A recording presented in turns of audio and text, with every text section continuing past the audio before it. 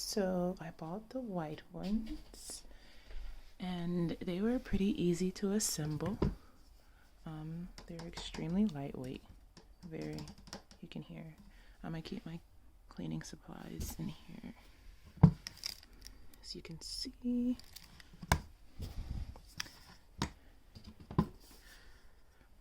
has a pretty good height. I believe the interior height is 10 inches. I think the average height of these bottles are 8, around that size, so it's pretty good height in here. These just to give you a height reference, and they're held together. The doors close with magnets, as you can see, and that's already installed. You don't have to put that on there. It's already on there when you assemble it, so you don't have to worry about screwing that in. It's literally just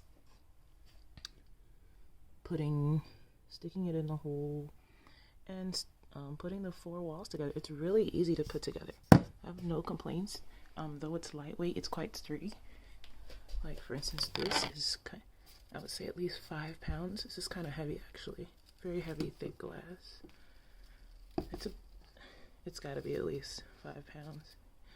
And that sitting on top doesn't bend, tilt, or anything like that. So yeah, I'm satisfied with it.